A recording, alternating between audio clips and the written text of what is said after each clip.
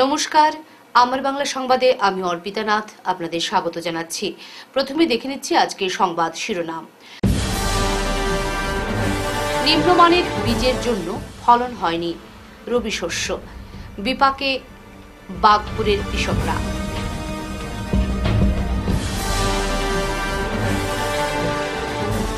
জল প্রকল্প নির্মাণ না করেই গায়েব অর্থ, সরব মেহেরপুরের বাসিন্দারা।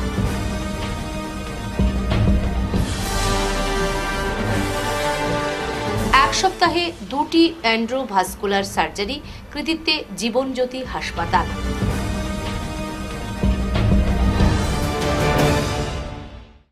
এবারে বিস্তারিত আমার বাংলা সংবাদ। নিম্নমানের বীজের জন্য ফলন হয়নি রবি শস্য, বিপাকে বাগপুরের কয়েকজন হতদরিদ্র কৃষক।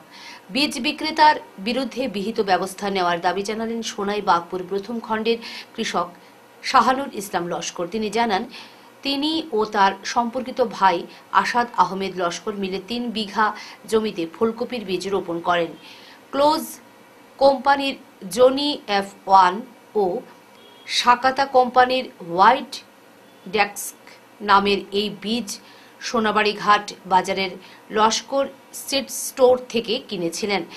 দোকানে সিরাজুল হক লস্কর ওরফে কালাচাঁদ উন্নত মানের বীজ বলে তাদের কাছে বিক্রি করেন, কিন্তু এই বীজগুলো রোপণ করার পর দেখা যায় গাছ হলেও গাছে ফল আসেনি, অর্থাৎ ফুলকপি হয়নি।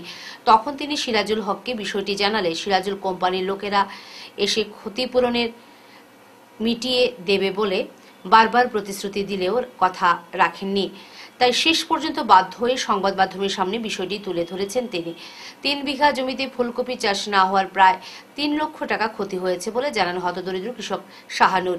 এ নিয়ে তিনি ওই দোকানির বিরুদ্ধে মামলা করার পাশাপাশি জেলা প্রশাসন, কৃষিমন্ত্রী ও মুখ্যমন্ত্রীর দৃষ্টি আকর্ষণ করেন। এদিকে এলাকার কৃষক বদরুদ্দিন লস্কর, আইনুদ্দিন লস্কররাও একই অভিযোগ করেন ওই দোকানের বিরুদ্ধে। জল প্রকল্প নির্মাণ না করে গায়েব প্রায় 1,86,00,000 টাকা। এক সাংবাদিক সম্মেলন ডেকে বিষয়গুলো তুলে ধরলেন মেহেরপুর গ্রাম পঞ্চায়েতের অম্বিকাপুর 10ম খণ্ডের বাসিন্দারা। তারা প্রথমবারের মতো এবার নিগম নির্বাচনে ভোটাধিকার প্রয়োগ করবেন। তবে নতুন নগরীর বাসিন্দারা উন্নয়নের মূলধারায় সম্পৃক্ত হলেও মৌলিক সুবিধার দিক থেকে অনেক পিছিয়ে রয়েছেন। বিশেষ করে কেন্দ্রীয় সরকারের হর ঘর জল প্রকল্পের সুবিধা থেকে তারা বঞ্চিত। দীর্ঘদিন ধরে পানীয় জলের সংকট নিয়ে এলাকার বাসিন্দারা হতাশা প্রকাশ করেছেন। অবশেষে এক প্রতিবাদী কর্মসূচির মাধ্যমে তারা কাছাড়ের জেলা কমিশনারের কাছে স্মারকলিপি জমা দেন। পানীয় জলের জন্য দীর্ঘদিন ধরে ভোগান্তির শিকার আলিটিকরের মানুষ।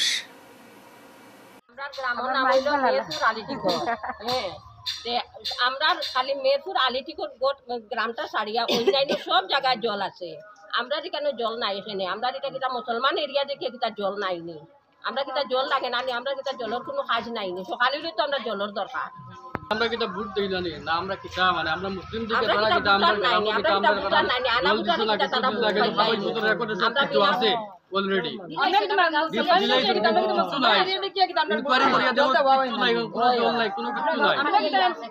আর আবার কাগজ আমরা ভোট দিই না কিটা, আমরা ভোট লাগে না, আমরা বুটিতে তারা দরকার নাই না। আমরা ওইলে তো কইতা বিলে না তোমরা বুটোর দরকার নাই, আমরা জল দিতাম না। মুসলমান এই আলিটি করে বুট লাগতো না। ওটাই হইছে মুসলমান দিকে ভোট মারে মানে তারা দেখছে মানে তারা দিছে না, ওটা হইছে মানে মেহেরপুর আলিটিকর দেখে মানে মুসলিম এরিয়া দেখে মানে কোনো জমি ঢুকছে না, মানে ওই জিনিসটা হইছে। মানে 1,82,00,000 টাকার স্কিম আইলো, তারা মানে ওটা করছে। আমরা গ্রামের নাম হইলো মেহেরপুর আলিটিকর। হ্যাঁ, আমরা খালি মেহেরপুর আলিটিকর গ্রামটা সারিয়া অন্যান্য সব জায়গায় জল আছে। আমরা যেখানে জল নাই এখানে আমরা যেটা কিটা মুসলমান এরিয়া দেখে কিটা জল নাইনি, আমরা কিটা জল লাগে না, আমরা কিটা জলের কোনো কাজ নাইনি। সকালে তো আমরা জলের দরকার। আমরা কিটা ভোট দিলানি না, আমরা কিটা মানে আমরা মুসলিম দিকে তারা কিটা আমরা ভোটার নাইনি আনা ভোটার কিটা তারা ভোট রেকর্ডে সব কিছু আছে অলরেডি। ইনকোয়ারি করিয়া দেব, কিছু নাই, কোনো জল নাই, কোনো কিছু নাই। আর আবার কাগজ আমরা ভোট দিই না কিটা, আমরা ভোট লাগে না, আমরা বুটিতে তারা দরকার নাই না। আমরা ওইলে তো কইতা বিলে না তোমরা বুটোর দরকার নাই, আমরা জল দিতাম না। মুসলমান এই আলিটি করে বুট লাগতো না। ওটাই হইছে মুসলমান দিকে ভোট মারে মানে তারা দেখছে মানে তারা দিছে না, ওটা ওটা হয়েছে। বরাক উপত্যকার চিকিৎসা জগতে সুখবর। এক সপ্তাহে 2টি অ্যান্ড্রোভাস্কুলার সার্জারি সম্পন্ন হয়েছে। Silchar Meherpur Jibanjyoti institute of medical সায়েন্সে হেমোরোজিক স্ট্রোকের অ্যান্ড্রোভাস্কুলার সার্জারি হয়েছে। নিউরো অ্যান্ড্রোভাস্কুলার বিশেষজ্ঞ ডাক্তার সুকল্যাণ পুরকায়স্থ 1 ঘন্টার মধ্যে সার্জারিটি সম্পন্ন করেন। এবার শিলচরের শিবানী দাসের সার্জারি সম্পন্ন হয়েছে। এর আগে 3 ফেব্রুয়ারি করিমগঞ্জ জেলার আশ-বারুইর সার্জারি হয়। সঙ্গে ছিলেন ওপেন সার্জারি বিশেষজ্ঞ ডাক্তার রত্নদীপ বোস, ডাক্তার সমুদ্ধ ধর, ডাক্তার অলোক নাথ। এদিন সাংবাদিক বৈঠকে বক্তব্য রাখেন জীবনজ্যোতি হাসপাতালের সিএমও প্রেম কিরণ নাথ। তিনি জানান, এন্ড্রোভাস্কুলার সার্জারি রোগীর রক্তনালীগুলিকে প্রভাবিত করে এমন অবস্থার চিকিৎসা বড় জেদ না করে সম্পন্ন করেছেন। সার্জনরা রক্তপ্রবাহ পুনরুদ্ধার করতে এবং এর মস্তিষ্ক, হৃৎপিণ্ড, অঙ্গ-প্রত্যঙ্গ ও ফুসফুসের ক্ষতি রোধ করতে জমাট বাঁধা রক্ত অপসারণ করেন। এই ধরনের রোগীদের চিকিৎসা দ্রুত সম্পন্ন করতে পেরেছেন বলে জানান তারা। নমস্কার, আজকে আমরা এখানে সম্মিলিত হয়েছি আমাদের জীবনজ্যোতি ইনস্টিটিউট অফ মেডিকেল সায়েন্সে। আমরা এই সপ্তাহে প্রথমবার এক ধরনের সার্জারি করা হয়েছে, যেটাকে এন্ডোভাস্কুলার সার্জারি বলা হয়। বরাক ভ্যালিতে এটা প্রথম জীবনজ্যোতিতে করা হলো ফর ব্রেইন অ্যানিউরিজম। ব্রেইন অ্যানিউরিজমটা হচ্ছে ব্রেইনের একটা অংশ বেলুনের মতো ফুলে যাওয়া, আর তারপর এটা থেকে ফেটে গিয়ে হেমোরেজিক স্ট্রোক হয়। তো তাতে 2 ধরনের চিকিৎসা করা যায়, একটা ওপেন সার্জারি হতে পারে। তো আজকে যেটা আমরা সাকসেসফুলি 2টো কেস করলাম, এটাকে এন্ডোভাস্কুলার সার্জারি, ব্রেইনের স্কাল কিছু না কেটেই একটা কুচকি শিরার থেকে আমরা ব্রেইনের ওই অ্যানিউরিজমটার ভেতরে প্রবেশ করে ওটাতে প্লাটিনাম কয়েল দিয়ে ওটার চিকিৎসা করা হয়, যেটাতে পেশেন্টের কাটাছেঁড়া কিছু নেই, আর পেশেন্টরা খুব দ্রুত এটার থেকে সুস্থ হতে পারেন। এই ধরনের চিকিৎসায় পেশেন্টের খুব কম সময় হসপিটালে থাকতে হয় যদি পেশেন্টরা দ্রুত তাড়াতাড়ি আসেন আর ভালো গ্রেডের পেশেন্ট হয়। কোনো কোনো ক্ষেত্রে হয়তো কিছুদিন বেশি থাকারও দরকার হয় যদি পেশেন্টের প্রাথমিক অবস্থায় পেশেন্টের অবস্থাটা বেশি গুরুতর হয়।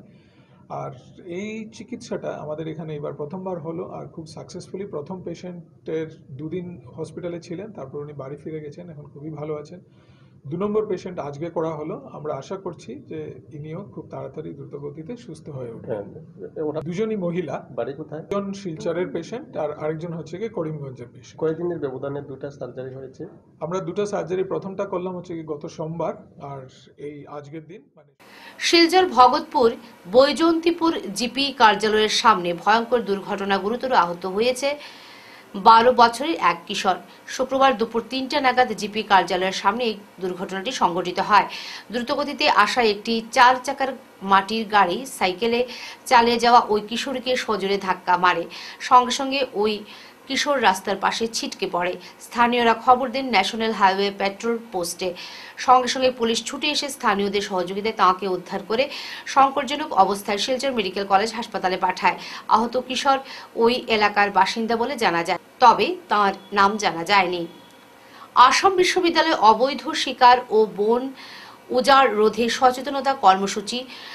আসাম বিশ্ববিদ্যালয় ক্যাম্পাসের আশপাশে বেড়ে চলা অবৈধ শিকার ও বন উজাড়ের ঘটনায় উদ্বিগ্ন হয়ে জীববিজ্ঞান ও পরিবেশ বিজ্ঞান বিভাগ আজ বিকেল 3টে বিভাগীয় ভবনের সামনে একটি সচেতনতা কর্মসূচির আয়োজন করেছে সূত্রের খবর।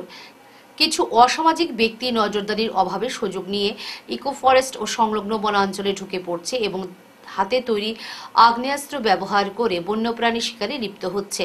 পাশাপাশি তারা এই অঞ্চলের পরিবেশগতভাবে গুরুত্বপূর্ণ চাম গাছ সহ বহু গাছ অবৈধভাবে কেটে ফেলেছে। সম্প্রতি বিভাগীয় বৈঠকে এই বিষয়টি গুরুত্বের সঙ্গে আলোচনা করা হয়, যেখানে অধ্যাপক, গবেষক ও শিক্ষার্থীরা স্থানীয় জীব বৈচিত্র্যের ওপর এই ধ্বংসাত্মক প্রভাব নিয়ে উদ্বেগ প্রকাশ করেন।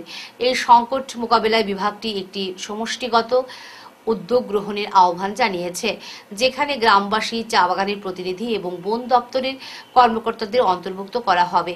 আজকের সচেতনতা কর্মসূচির লক্ষ্য হল সংশ্লিষ্ট সকল পক্ষকে একত্রিত করে সমস্যা নিয়ে আলোচনা করা এবং কার্যকর সমাধান খুঁজে বের করা।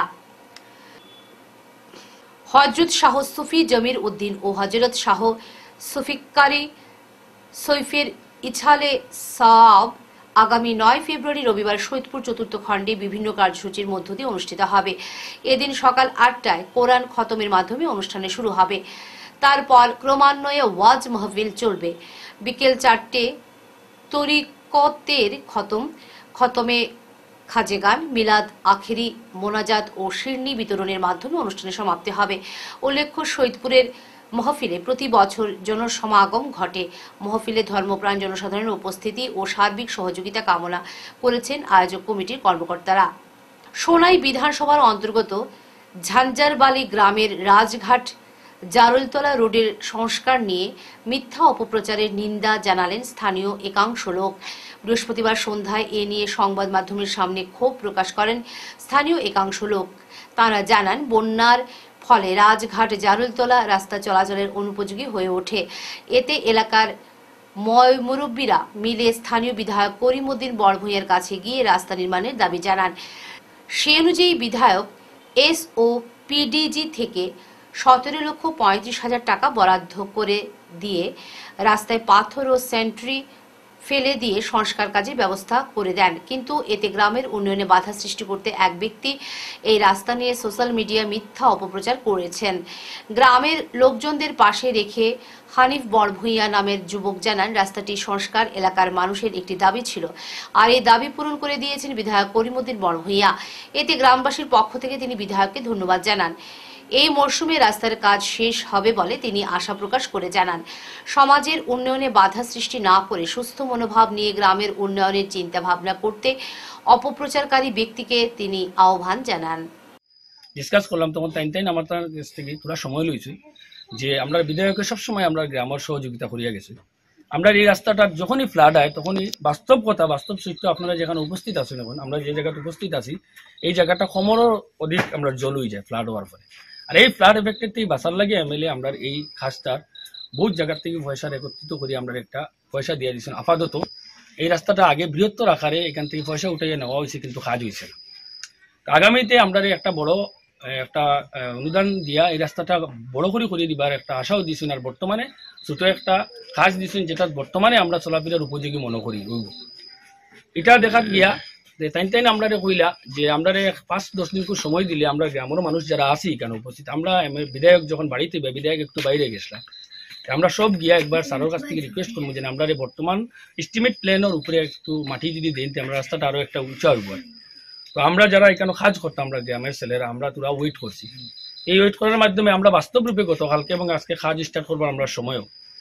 তো এই আমরা চিন্তাধারা করিয়া রাস্তা বানাইয়ার মাটি কিরকম আনতাম, এর মধ্যেখানে আমরা সোশ্যাল মিডিয়ায় দেখছি বর্তমান বিধায়কের নামে এই ফলকটা লাগানি আছে, যে ডিপার্টমেন্ট ওই ডিপার্টমেন্টের নামও লেখা আছে। এই ফলকটা সোশ্যাল মিডিয়া ভাইরাল করিয়া বর্তমান বিধায়কের বদনাম করার লাগি উপরিপক্ষিতে একটা প্রচেষ্টা চালানি হয়। আর যারা চালার তান কিছু আমরা একটা জিনিস পয়গাম পৌঁছাইতাম সেই আর যেন আপনার আল জামিয়া তুছো সারিমিয়া তুছো সুন্নিয়া মাদ্রাসার দ্বিতীয় বার্ষিকী দরছে বোখারি ও দোস্তারবন্দি অনুষ্ঠান সম্পন্ন। 16 জন ছাত্রকে দেওয়া হয়েছে সনদ সহ পাগড়ি। হাইলাকান্দি শহরের উপকণ্ঠে ভিচিংছায় অবস্থিত ঐতিহ্যবাহী আল জামিয়াতুজ সারিমিয়াতুজ সুন্নিয়া টাইটেল মাদ্রাসায় অনুষ্ঠিত হয় বার্ষিক দরছে বোখারি ও দোস্তারবন্দি অনুষ্ঠান। বৃহস্পতিবার সকাল 10 ঘটিকা থেকে রাত 10 ঘটিকা পর্যন্ত অসংখ্য ধর্মপ্রাণ মানুষের উপস্থিতিতে এই অনুষ্ঠানটি সম্পন্ন হয়েছে। মাদ্রাসার শিক্ষার্থীরা কোরআন ও হাদিসের শিক্ষা নিয়ে গর্বিত এবং আশাবাদী।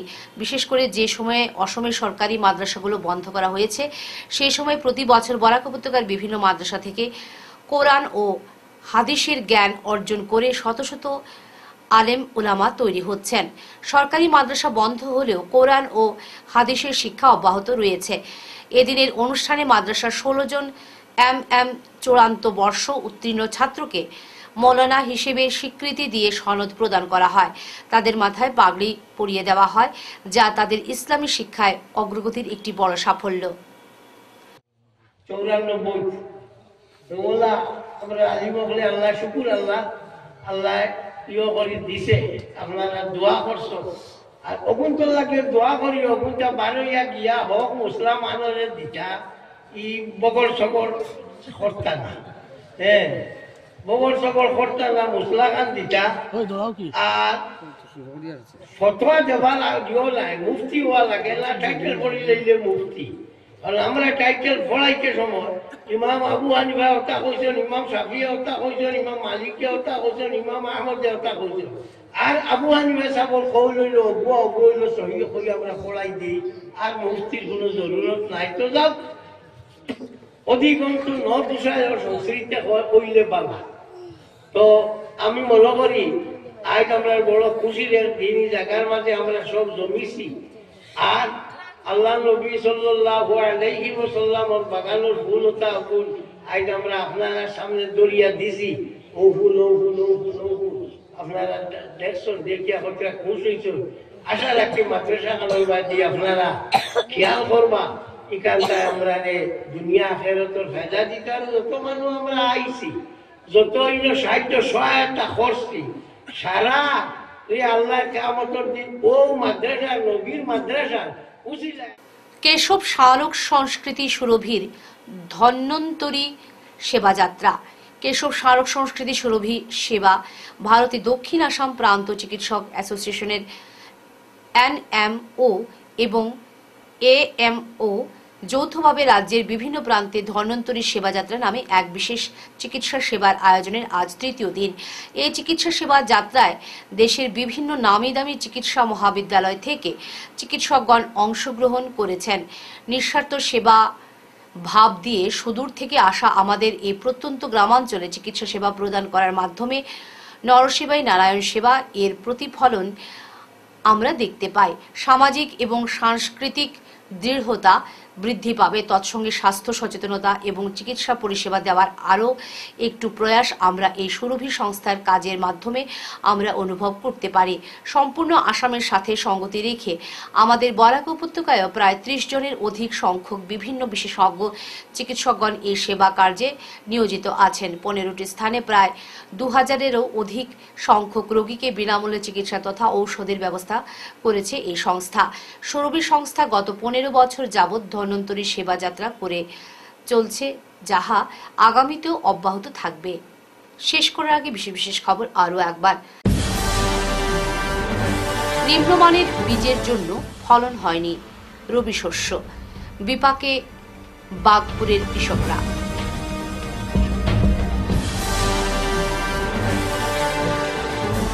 জল প্রকল্প নির্মাণ না করেই গায়েব অর্থ, সরব মেহেরপুরের বাসিন্দারা।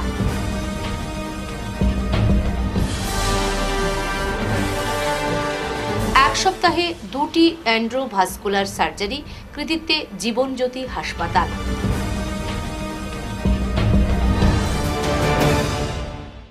এখনকার মতো আমার বাংলা সংবাদ এ পর্যন্তই। নমস্কার।